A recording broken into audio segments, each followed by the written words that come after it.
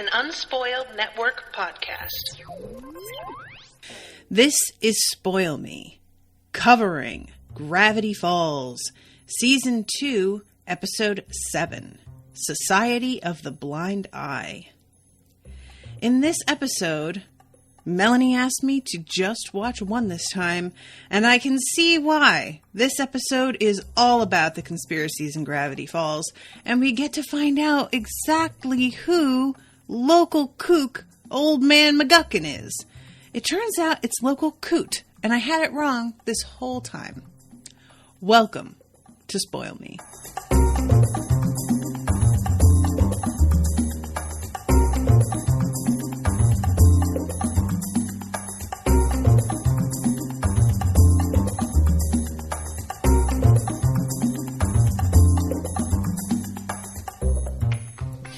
Welcome to the show, everyone. I am Natasha. Thank you very much to Melanie for commissioning this episode. Melanie is here in the chat, and she says that she is so excited for this episode. Yeah, this was a really interesting and fun one. And I think, Melanie, if I'm not mistaken, that you said you're going to be commissioning them one episode at a time from here on out, right? That's what they were already booked for. So I take that to mean that shit really begins to pop off. And, you know, the way this episode begins, it's right out of the gate going to be something about the way this town is set up. It's extremely, like, some of these episodes, they'll start out feeling like they're going to be that way, and then they will jump into, you know, another weird creature that we've discovered, and it will, like, tangentially have something to do with the journal, but it won't actually be town-centric necessarily. It'll be journal-centric. It'll be creature-centric.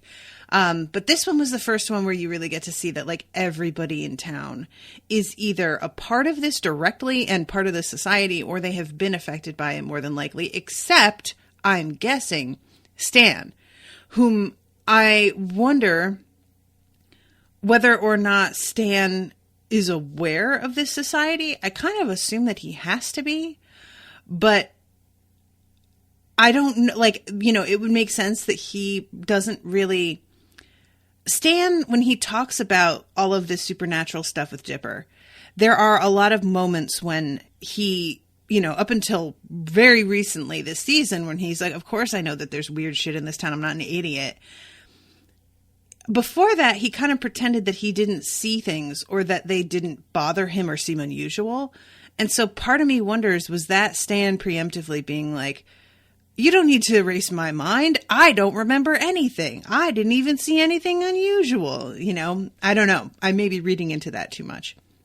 But, all right. So we start off this episode with Lazy Susan closing up the diner. The place is a gross disaster. She has to shoo possums out of the sink. She has to shoo Old Man McGuckin out from underneath one of the booth tables. The whole thing is honestly a nightmare, and nobody ever eat here, please. I can't handle it.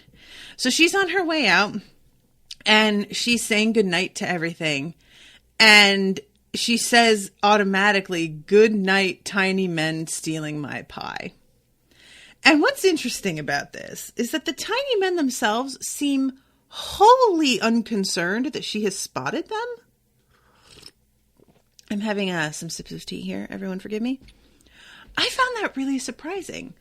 I kind of thought that they would be a little bit more like, oh shit, she saw us, you know? And I guess part of the thing is supposed to be that, you know, they are just used to being seen maybe by now. And so they know that nothing ever comes of it. And they may not know why nothing ever comes of it. Like we know, people get their brains erased. But maybe they are used to like, oh yeah, somebody spotted us and we thought that was going to be something, but then nobody ever came looking for us. Nothing ever happened. So I guess maybe people in this town are just super cool about like, you know, little weird creatures and we don't have to worry about it. That's nice. But yeah, they're trying to steal the pie that's sitting on the windowsill overnight for some reason. And one of them is the dude that we have met before that tried to marry Mabel, the head gnome. And he tips his hat to her and says, "Ma'am." And she, understandably, freaks out and calls 911 and begins to report that she saw something really unusual.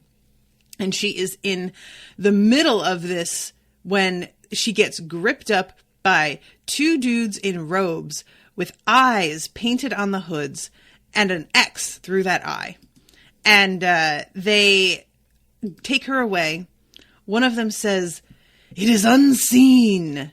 And then he walks away, and behind him on the wall behind is that same logo, like spray painted, of the eye. So it's a pretty dramatic moment, and all of the gnome guys just ignore it and go off and steal that pie because they are very focused, as also I tend to be when confronted with pie. So we go back to Dipper, and he is trying to figure out who the author is, bites the top off of his thinking pen. Guys, this is one of those things that I cannot relate to at all. Chewing on pens. I know this is a very common thing. I chew my nails, which I think a lot of people might say is way grosser. So I don't have a leg to stand on in terms of this being just like a nasty habit. But I really would I remember kids in my school chewing on the ends of those like blue Pilot pens and Bic pens. I'm thinking about it now. The pens that like teachers just kept in their desk for the inevitable unprepared kid. And they would chew it until it was like an inch longer than it had been by just flattening and drawing it out. It was almost like a game in some ways to see who could get it like stretched out the most. And I always found that so revolting. And I realize now part of it is that I have obsessive compulsive disorder for sure. And I wanted everything to be complete. So I wanted my little binder for all of the papers in it to be even. I didn't want to have taken notes and have to scratch something out. I didn't like my pens to not have the cap that they came with. Never mind have a big bite in them, you know? So yeah, it's just a weird thing to like see somebody doing something that was just unthinkable to me as a kid. I could never. I think one time I bit a pen and I don't even remember what it was, but I wound up like immediately throwing it away. I was like, well, that pen's dead. Never going to use that again. But yeah, he throws it into a box filled with thinking pens that are all broken that he apparently got ink in his mouth. And I'm just like, oh, gross. So Mabel interrupts here, and she has gotten a message from her boyfriend, Mermando. And Dipper rightfully is like, hey, girl, you know, maybe you just want to keep your expectations low here. And I honestly love this because I think Dipper and Mabel represent different parts of all of us, right? So he says that don't get your hopes up too high. And she just squeals, too late. Hopes are way, way up. And then she pulls out the thing and goes, ah! And then she begins to read. Girl, hashtag relatable. I wish that I had better control, but I do not. Do you guys hear my cat? I'm sorry. She is just like so good and quiet for a little while that I always get fooled into thinking she can handle being in here. But then when I start to talk louder and more excitedly, I think she sees that as me like calling her, and she just comes over and starts to poke her head into my legs. So this letter from Armando is here to tell Mabel that he is getting married because it is the only way to prevent a civil war from breaking out, and that the person that he is marrying is the queen of the manatees. And I love it. It's a picture of them together. He looks very unhappy with the situation. She just is a manatee, and she is wearing a fucking full crown and gown, and it is straight up amazing. I love this so much. I love Mabel's reaction. She's so beautiful. It's all just so good. So, Melanie said that exact same thing. Yes. Yeah, it's just like a really pure good moment. And it's a kind of moment that gets a callback later. Not that I am comparing Lazy Susan to a manatee. But when Seuss makes fun of Lazy Susan's mascara, both Mabel and Wendy like very fiercely come to her defense and are like, I think she looks beautiful. Go to hell, Seuss. Fuck you. And I was just like, ladies, I love you. Yes, good. Be on each other's side. I appreciate you when I see you. So yeah, this is causing Mabel to feel really bad about herself because everybody that she has been interested in this summer has been kind of a flop. And she says this, that she made a page in her scrapbook for summer romances and that she's realizing that they've all been total flops. That she writes failed above summer romances. She's like, I had this, what did she say? Turns out to be gnomes, child psycho, made out with his own hands, and now, and she puts this picture in there with it. And Dipper says, if it's any consolation, my summer mission isn't a huge success either. I'm still trying to find the author of this journal. And I'm like, Dipper, I get what you're trying to do here. And I understand that the show also needs you to do this and get us back on track with what we're here for. But also, don't compare your hobby obsession with somebody who's trying to find a relationship and people that care about them, because that just makes it feel, I do get it. I get what he's trying to do. I understand the instinct to try and kind of distract somebody or pretend that maybe you're on the same page and oh yeah, I get it. I understand. But when you're comparing these different things, it's one of them is you just trying to find information and not succeeding in that. And the other is kind of an indicator, in at least to you in your mind, about how appealing you are and whether or not you have anything to offer and people acting like you don't. And that's a totally different thing. But, it's all right. So yeah, he's talking about having lost the lead and finding him because of the fact that the laptop got all smashed up. And Mabel, who has been looking through this little bottle, she sees a tag at the bottom that says McGuckett Labs. And this makes them realize that old man McGuckin might be at the bottom of everything. Now, Melanie's here in the chat. Melanie, I would like if you could explain to me what it is about this bottle that makes the difference in seeing this tag. What is it supposed to be, that it magnifies it and that it was too small to read before? Because I'm just kind of I'm a little bit lost on that one. I'm not going to lie. So this is when they begin to put a bunch of pieces together, and it certainly looks like it could be possible. Once they said that, I was like, oh, well, that actually makes a lot of sense. He's the guy in town who's making giant fucking, robot creatures and shit. Why wouldn't he be the guy that's also in charge of the huge trapdoors built into trees that lead down to secret labs kind of thing? Right? I feel like that's gotta, that makes complete sense. And it turns out later that while he was a genius responsible for a lot of things and maybe even did know the author, that he is not the author himself. Melanie says, I just took it as a magnifying glass gag. Okay. Because I thought, I think I mentioned this actually in an earlier episode. Do you remember those games when you were a kid that had it almost looked like a QR code in red, and you would put it under a piece of red sheet plastic and a word would show up? And it was used in a lot of board games and things where you would have a hidden answer and you'd slide it under the thing and the answer would be revealed. I thought that maybe this was something that was worked that way, where it was hidden unless you had specifically like something green to like reveal the code, you know?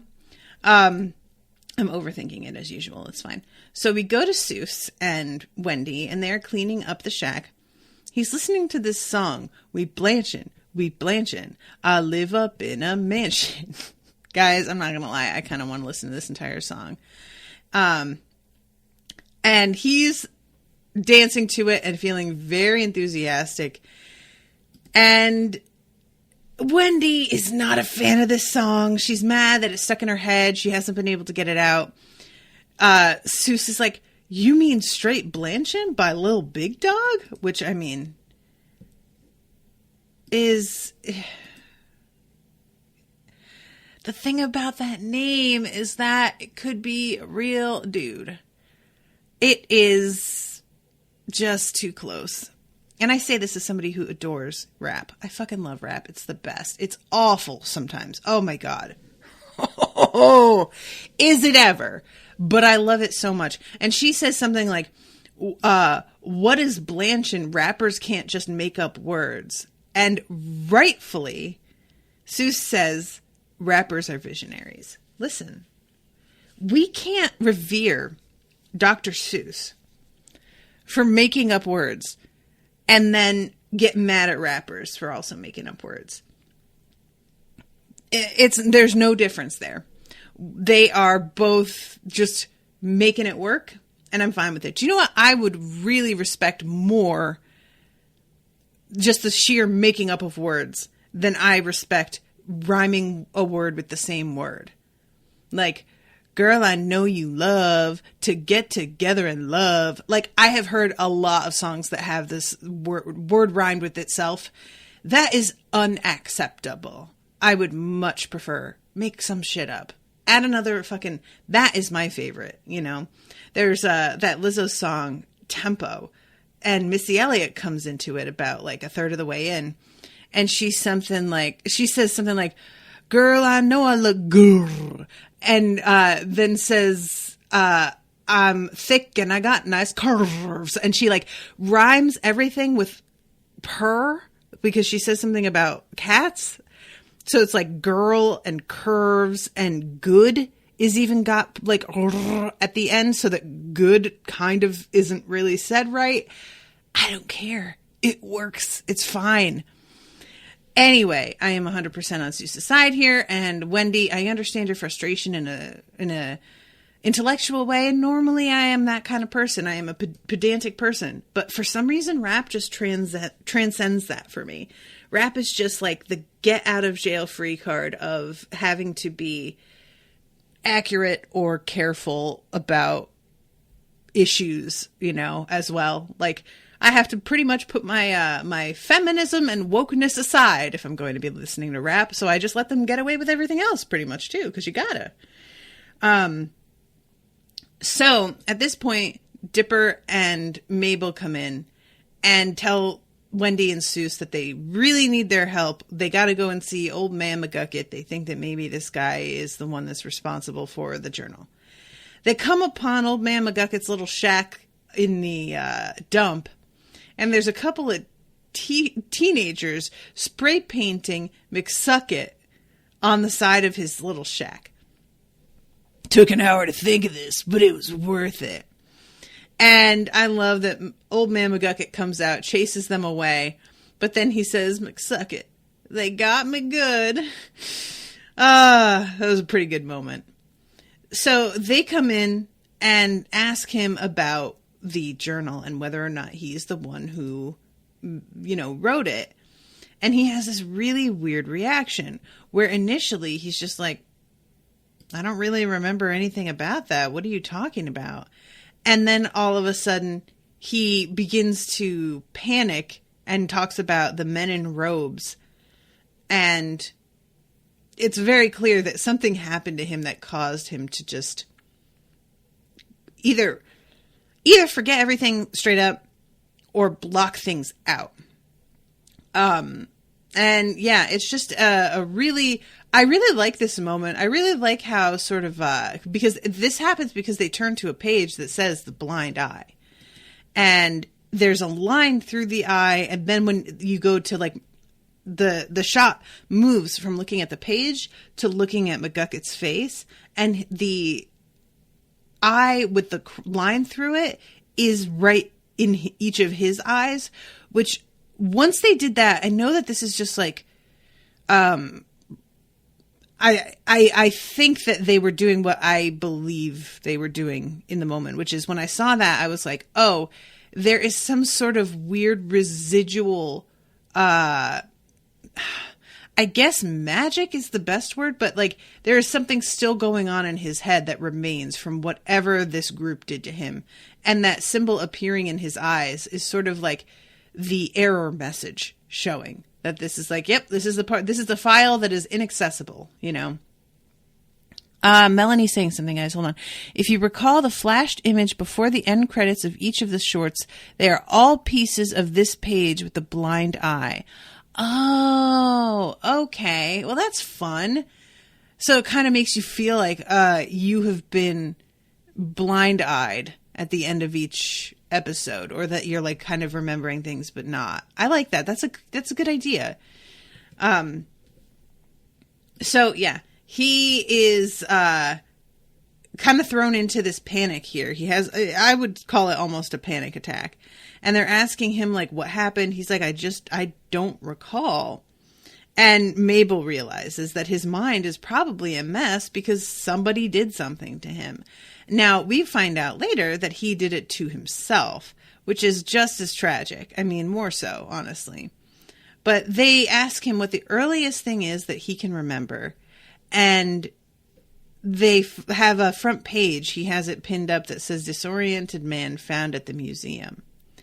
Now, it's interesting to me that these headlines are all like, we don't know who this guy is. It's never like local scientist is, you know, it's all local coot again, as if they haven't seen this guy before, or he descended into madness so quickly that they failed to recognize him very abruptly. So they head over there. Fucking Wendy throws this CD out the window, and I love this moment where it's a really like cartoon thing to do, to just throw it out, but after she does it, she realizes that was really rude, and she looks at Seuss and is like, oh, I'm buying a new one, sorry. So they get into the museum and they break in. There's nobody here. And Mabel is just walking like around dejectedly, and Wendy notices that there are a bunch of like stuffed animals around, literally. And she is obviously extremely depressed, or else she would have stopped and petted these stuffed animals.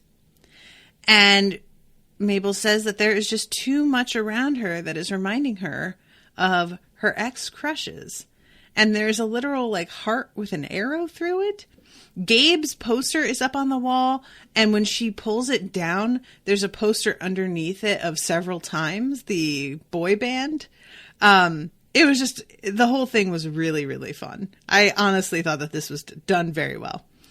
So they see some hooded figure disappear down a corridor, and they chase him into this room, and the room is absolutely filled with eyeballs. All different kinds of eyeballs. There's like actual like big, what do you call it? Like eyeball ornaments of all kinds. There's charts of different kinds of eyeballs. There's paintings of eyeballs. It's just, I really am so glad that I mentioned the jars of eyeballs back in the Mystery Shack, because it turns out that is pretty significant. These eyes are all sort of looking in this direction, and that is what makes them think that they are looking at something significant. I don't think I have ever paid attention to where the eyeballs were looking in Grunkle Stan's Mystery Shack, but I wonder if they're all looking towards the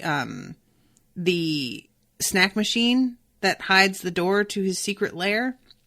And that makes me wonder if he was working with Old Man McGucket at some point, because that feels a little bit too similar, you know? Like, this jar of eyeballs that is in this museum looks almost identical to the Mystery Shack's jar of eyeballs. Are they supposed to be candies? What are they? I don't know. But yeah, old man McGuckin is a little bit freaked out by this. They realize that the eyeballs are indeed all looking in his direction. Dipper says, move aside, and he does. And there is this one particular eye on the wall which Dipper pushes on, and this causes the fireplace to slide away. I really enjoy that this is like a museum that just has a lit fire in the fireplace, even while they're closed for no reason. But I am here for it. I'm here for perpetually lit fireplaces.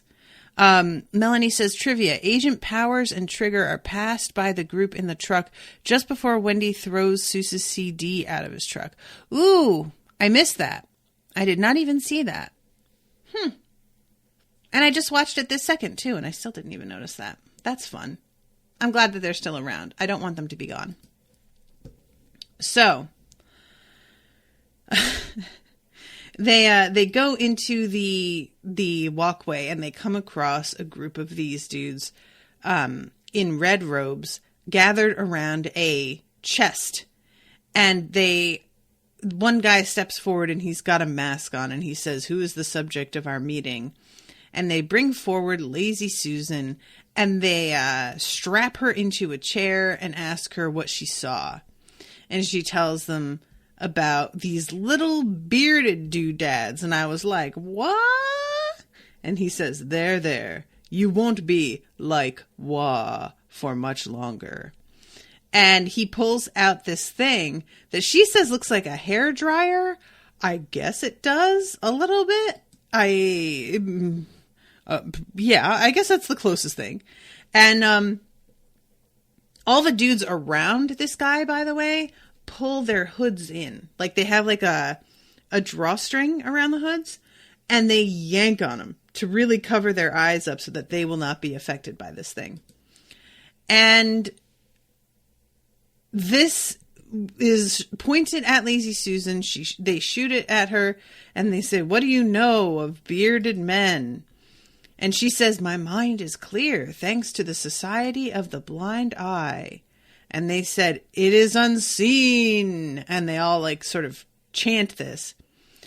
And this is like treated as a win, but it's also unclear exactly how much they have erased from her mind.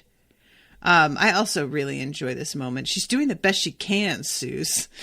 Everybody yelling at him. Honestly, it's so good. She says, they say, how do you feel? She says, I feel great. I can't even remember what's wrong or what I'm doing here or if I'm a man or a woman. And I'm like, yeah, guys, it feels like maybe you don't have this thing like calibrated to the ideal. You know what I'm saying? Yikes, but okay. And they say, we have your memories here. That will be put into the Hall of the Forgotten, and he puts it in like a pneumatic tube like you'd use at a bank and shoots it through, and it goes somewhere else that we don't see yet, and they all say, meeting adjourned, unsee you later, which honestly I thought was pretty genius. I loved it. So they leave, and Dipper and his crew walk down into like the main meeting area. And he decides that he wants to break into the spot where all of the memories are being stored.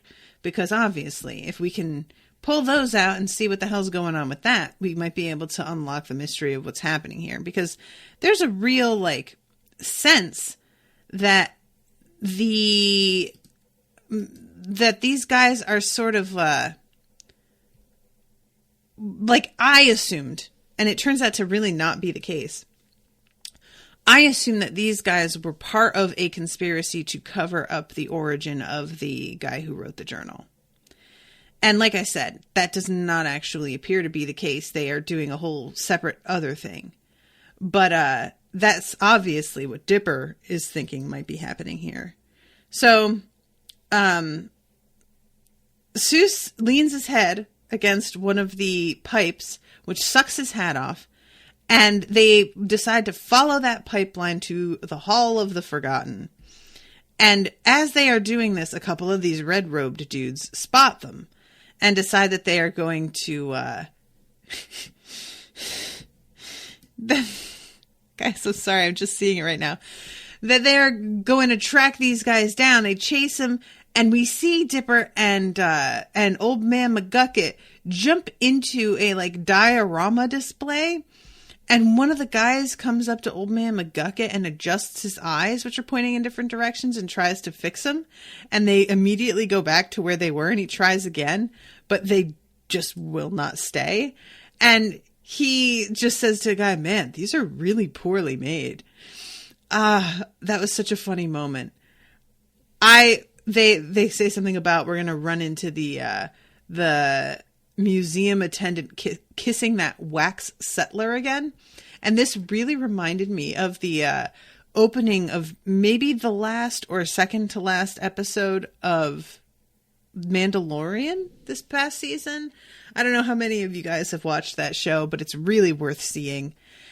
And there's this amazing, amazing moment where two stormtroopers are sitting on their like bike scooter things, waiting for orders. You know, they're just kind of in neutral positions, and they're just kind of talking, shooting the shit. One of them is a little bit more new than the other, and they have a like commander that has just come in and kind of killed everybody and like taken over. And they're discussing really casually just like daily shit in a way that you don't see stormtroopers ever be treated, really. They just are very matter of fact about their lives. And it reminds you that stormtroopers are all like real people.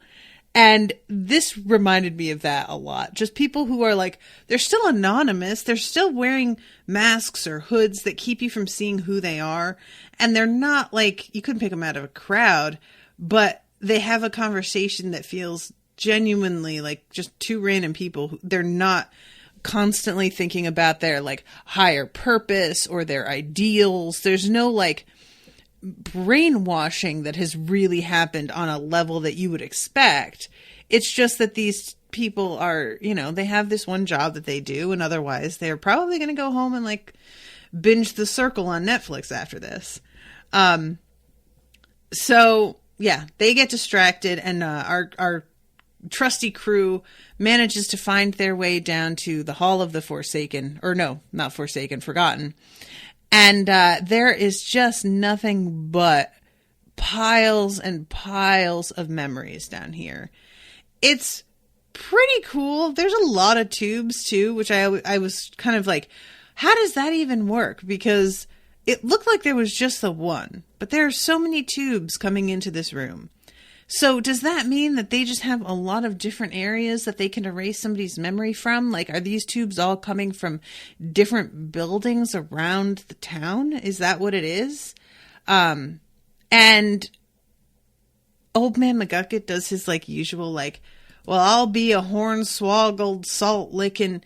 And I love that Seuss says, man, you've got to teach me some of those old man swear words. He's like very impressed by it. So we go over to Mabel and Wendy, who have chosen not to go to the Hall of the Forgotten. And Mabel is lamenting the fact that no guys seem interested in her, and she just does not understand what she's doing wrong. And Mabel is like, maybe I'm coming on too strong. Wendy says, pretend I'm a guy and talk to me and let's see how you do. And Mabel says, hi, I'm Mabel. I'm 12. I have a pet pig. Do you want to get married? To which Wendy says, honestly, that was perfect. And I have to say, guys, I love the fact that Wendy said that was perfect. Because my immediate reaction was, oh, Mabel, sweetie, what are you doing? But I love that Wendy is like seeing this the way that really you should see it, which is, Mabel's 12 years old. She does not need to be perfecting her pickup line right now. You know, like, correct. That was perfect for a 12-year-old. Correct. That is how you should be doing this. And she tells Mabel, you should just forget about guys. And Mabel is immediately like, oh shit, you're right. Just forget about them. And then we have her decide to try and use this fucking gun to erase the memory of all of the dudes that she has been disappointed by. Which honestly, like, I understand that temptation, as would many people. And Wendy says, well, you don't know what this gun does. It could get rid of your, like, you don't know what it makes you forget. Maybe it makes you forget, like, how to read. And Mabel says, or maybe it helps you forget that song that you can't get out of your head. Now, the thing about that is, even if you did get that song out of your head, if it's the hottest song of the summer, as Seuss says, that's only a temporary situation.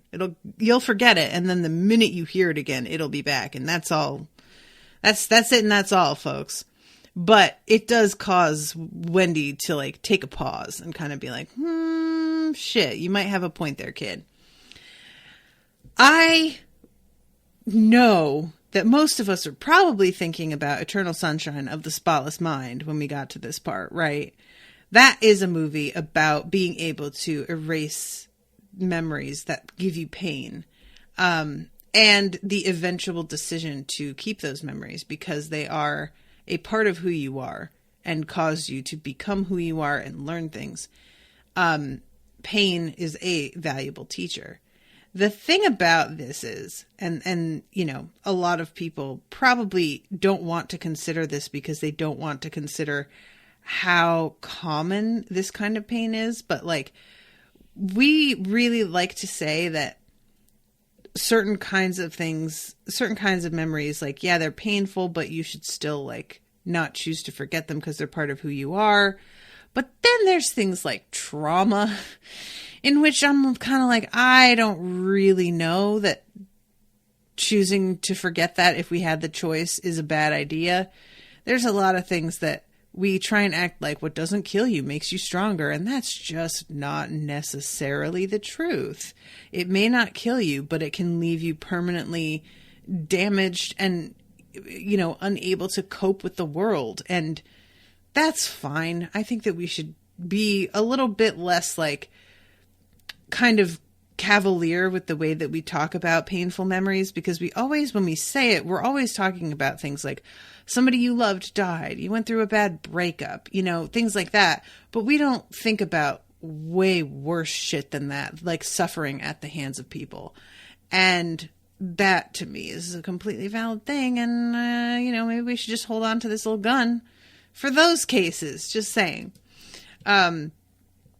So Dipper and all of his friends are going through the memories, which apparently can just be like put into a VHS player for us to watch. And we have a tube of Robbie's memories where he's talking about some guy who was like throwing fireballs, and he says that it's okay, I kicked his butt, and they're like, speak honestly, and he says, I was saved by a 12-year-old. And Dipper is just like, I still do not get this. Why are they doing this? And they find old man McGucket's memories in a very specific spot. When he picks them up, something happens. There's like a little sensor underneath it that goes off. And the Hall of the Forgotten is kind of activated and awakened. So even up where Mabel and Wendy are, there's like a bright red light that begins to go off and blink. And all of these dudes come in and close in on them. Now you've really tarred it up now, Fiddle Ford. Why does my beard have a bandage? Does that even make sense? Why has no one pointed that out? I loved that moment, guys. I really did. I think that might be one of the first things I said about him when I saw him in the episode at the lake. Was I was just like, does he have a Band-Aid on his beard? But yeah, so these dudes are, they like pass right by the local coot, and they go straight for Seuss and Dipper. And these two get yanked back and are tied up along with Mabel and Wendy around a pillar where they are confronted by the Society of the Blind Eye. And this dude in the mask, he is obviously the one that's sort of in charge here. It turns out this guy, and I can't remember this actor's name, but he's the one that says something. He's in, I think, the first Guardians of the Galaxy movie. And he's the one who says, "What a bunch of a-holes." And at this point in this show, I just realized that's who this dude is. And he says something about what a bunch of babies. And I really thought he was going to say a-holes. And I was about to like hit the ceiling because that was the very phrase that I was able to like in context figure out who he was. But it was so close to the same line. And I just was really like, what? So slowly the camera pans around. They're like, what the hell is the deal with all of you guys? The leader of this group is like, well, I guess we could just tell you because we're about to erase all of your memories anyway, so who cares? And all of the dudes take the hoods off, and we see like and it's all men, I should point out, from around town.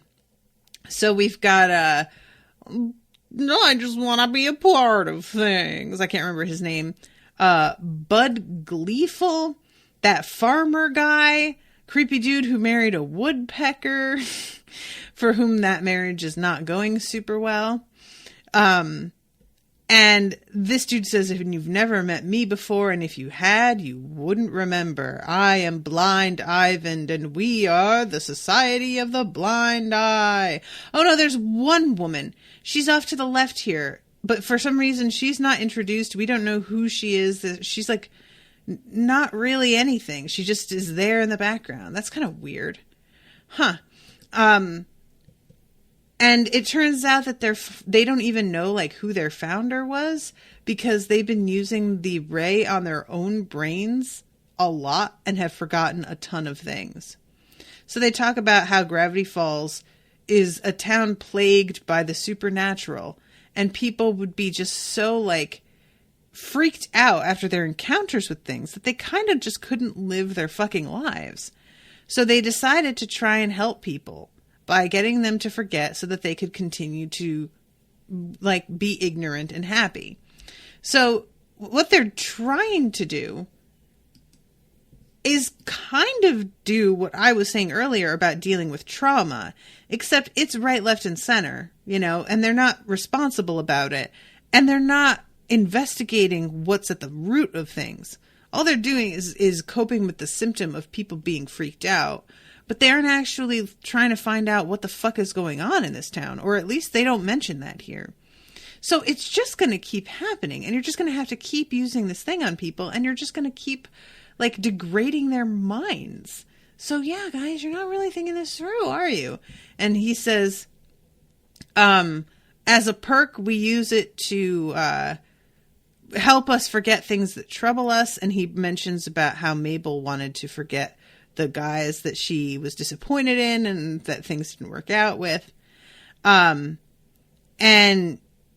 he says, well, Dipper says, doesn't it fuck you up, though, that, like, old man McGucket is so damaged by what you did that he has kind of lost his mind? And the guide says, actually, now that you mention it, a little bit. And then he just lifts the ray up, shoots himself in the head with it, and then says, no, not anymore. No, I'm fine. Which I don't know how he remembered to say not anymore because he doesn't know, but like that's the joke. It's fine. And so now he's about to shoot all of them with a ray that just all he put in the like what to forget box is summer. So they're going to forget literally everything of like the last few months. And Sue says, if we're going to forget everything, I've got some stuff I want to get off my chest. This is a good scene. Sue says, Mabel, for half the summer, I thought your name was Maple, like the syrup. No one corrected me.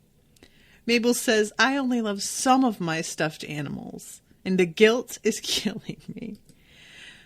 Dipper says, sometimes I use big words and I don't actually know what they mean. And I mean, I'm supposed to be the smart guy. If I'm not the smart guy, who am I? And Wendy says, okay, I'm not actually laid back. I'm stressed like 24/7. Have you met my family? Honestly, this is great. So this is when he says, oh, stop being a bunch of babies.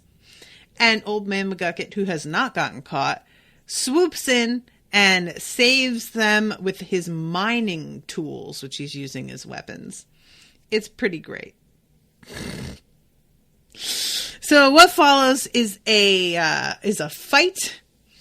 And I really enjoy the weapons that they all get. Wendy gets a banjo, which she beats somebody in the head with and says, better try and get this song out of your head. And Seuss just has a panel about dysentery and just chases everybody with dysentery and the like fact of it, which is just the most wonderful thing.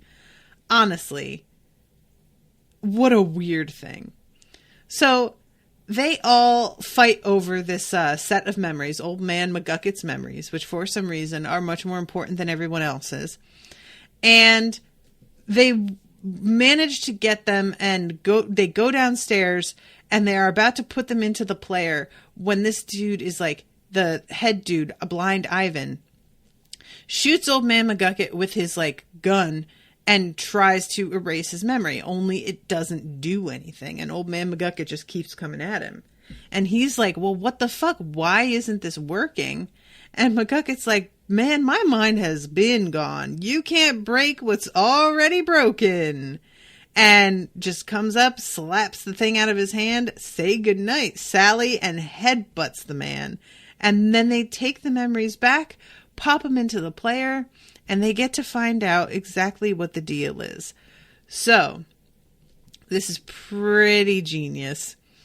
It turns out that Old Man McGucket, and I'm jumping ahead a little bit, but he had been a scientist, and he's obviously like, I really enjoy getting to see the guy like drawn essentially the same way, like the same lines mostly, but just looking really different. This is a fun thing that I think cartoons especially are just so good at. And you see him like being better put together. He's wearing like a sport jacket with elbow patches on it. He's clean shaven. His hair is short and brown. He's got glasses on. And we see him like using this gun for the first time in an experiment to try and like erase his own memory. So he comes up with the idea for the society. It turns out he is the founder of this whole thing. And as this video progresses, we see things begin to degrade. So first, it's just behind him in the scenery that we start to see like the trash piling up, that like the graphs and photos that were all neatly laid out begin to fall apart. And then there's just like conspiracy spray paint on things. His beard begins to like start very bit like growing in just a little bit. His tie is untied. His shirt is stained. Then we have him like with no shirt except the undershirt on, and his glasses are broken, and he's like been in a car accident. And he talks about how he's been forgetting words lately. I wonder if there are any negative side effects. And as this is happening, every time he pops back up, he talks about another thing that he has seen today that he found disturbing and that he wants to forget. And there was something in the lake. I saw little men in the woods. And it gets progressively worse until eventually he turns into Old Man McGucket completely. It says day 618. So it's taken several years. And the last one is him doing a little dance in front of the camera. And then he does the like triangle and looks through it, the triangle eye. And I was like, oh, snap. What does that mean? And I don't know what that means. Is that something that he created? Is Bill like a construct that he somehow like freed, or is Bill behind all of I don't know. But it is really like, it's really terrible, you know? Yeah, Melanie is in the in the chat, she says, this reveal of McGucket losing his mind always makes me a little sad when thinking back to McGucket's poor relationship with his son. Right? And again, isn't it weird that everybody's like just calling him disoriented man found outside of, like, he has a son who knows who he is. We know his name, evidently, but like nobody really thought to figure out exactly what happened to him, I guess. So yeah, it's a little bit depressing, honestly. And they're standing there and Mabel's kind of like, dude, I am really sorry. I'm not sure that getting those memories back was like better than not having them. And he says, after all these years, I finally know who I am. Maybe I messed up, but now that I've seen what happened, I can put myself together again. And it's kind of cute, you know, it's kind of sweet. Meanwhile, the guys that they had, that were from this cult, they erased all of their memories of the Society of the Blind Eye and send them out there. And the one blind Ivan who does not know at all who he is, Mabel gives him like this fake life about how he's like a roving banjo player with this like amazing, crazy name. And he embraces this and seems really happy about it. And it's like, you know, all right. I hope that you have a good life, Mr. Grumble Snoot or whatever the hell she named you. So they still have the gun, and Wendy asks Mabel if she still wants to erase her memory of those summer romances. But Mabel takes a look at McGucket and is just like, yeah, you know, I think I'm good. I don't need to mess with that. I don't need to go all denial crazy. And she says that Wendy says that Mabel's very mature. And Mabel's like, yeah, totally. And then takes out the poster of Gabe and they all draw on it. And it's very, I love this. And I love when they draw on Ivan's head because his head is all like weirdly like tattooed. And there's just this weird like sectioning of it. And they cross one of those like labels out and they just write the word butts. And honestly, it was funny. I think the word butts is really funny. It's just a funny word. Butts. What? I like it. So in the end, McGucken is going through the journal, trying to figure out what this stuff means. He feels like he can almost remember, but not quite. And then we cut to Grunkle Stan, who is still in his basement, and he says every day it's getting stronger. And this thing is like sucking stuff out of his hands. Like literally he's standing there with a cup of coffee and a notepad and they just fly out of his hands.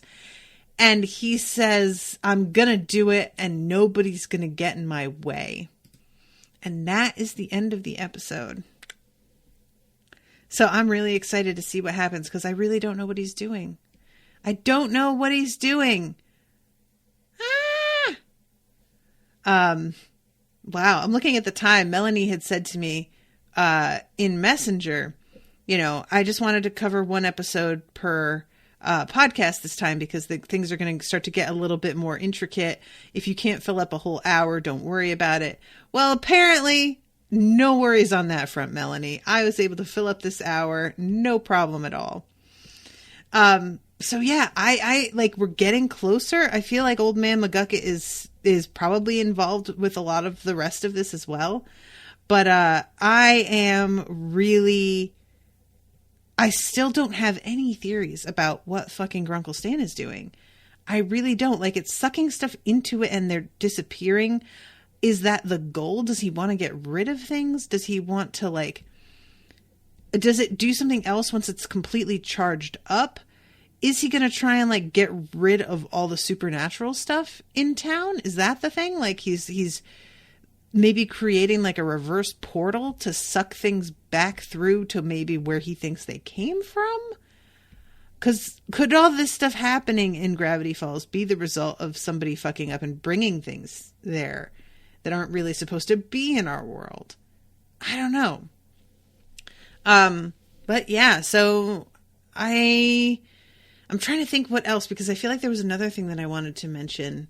Well, I'm really glad of the mention of Agents Powers and Trigger, that they are still around. I hope that they come back. And I really want to know what's going on with creepy Bill the Triangle, who really freaks me out. So I guess we'll see. All right, guys. Well, I'm going to wrap this up. Thank you again very much to Melanie for commissioning these episodes. I think one at a time was right, or at least it's right for this one. We'll see for the rest. And I'm very excited to find out more about what weirdness is happening in this town and how this show is constructed around it. Because the fact that they are like putting little bits of the page about the Society of the Blind Eye into episodes ahead of time points to them really planning things out pretty intricately ahead, which I like. I think that's always, I always appreciate planning shit out. So yeah, I'm looking forward to it. All right, everybody. Well, thank you again so much for listening. I hope you enjoyed the episode, and I will be seeing you again very soon with a new episode. Until then, toodaloo, motherfuckers.